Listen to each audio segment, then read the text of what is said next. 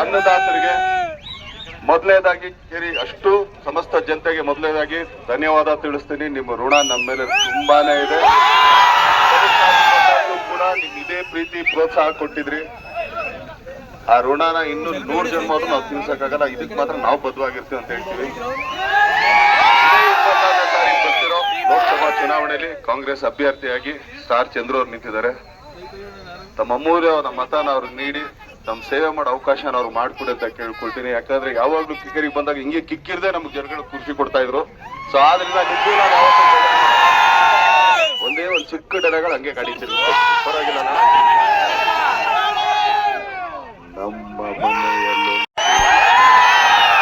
Photo ತೆಗೆಯಲೋದರದಕ್ಕೆ ಕೋಪ ಬರುವುದು, photo ತೆಗೆದ ಕೈಯ ಪಾಪು ಮುರಿದು ಬಿಡುವುದು.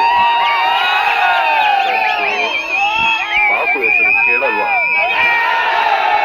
ಕೇಳೋಣ. ಇದೇ ಪ್ರೀತಿ ಪ್ರೋತ್ಸಾಹ ಸದಾ ಇರ್ಲಿ ಅಂತ ಕೇಳ್ಕೊಳ್ತೀನಿ.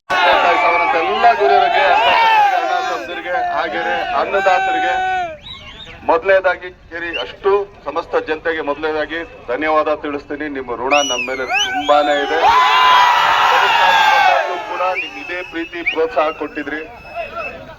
ಆ ಋಣನ ಇನ್ನು 100 ಜನ್ಮ ಆದ್ರೂ ನಾವು ತೀರ್ಸಕ್ಕಾಗಲ್ಲ. ಇದಕ್ಕೆ ಮಾತ್ರ ನಾವು ಬದ್ಧವಾಗಿರ್ತೀವಿ ಅಂತ ಹೇಳ್ತೀವಿ.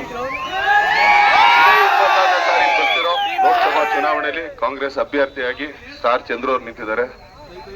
ತಮ್ಮ ಅಮೂಲ್ಯವಾದ ಮತನ ಅವ್ರಿಗೆ ನೀಡಿ ತಮ್ಮ ಸೇವೆ ಮಾಡೋ ಅವಕಾಶನ ಅವ್ರು ಮಾಡ್ಕೊಡಿ ಅಂತ ಕೇಳ್ಕೊಳ್ತೀನಿ. ಯಾಕಂದ್ರೆ ಯಾವಾಗ್ಲೂ ಕಿಕ್ಕರಿಗೆ ಬಂದಾಗ ಹಿಂಗೆ ಕಿಕ್ಕಿರ್ದೆ ನಮ್ಗೆ ಜನಗಳು ಖುಷಿ ಕೊಡ್ತಾ ಇದ್ರು.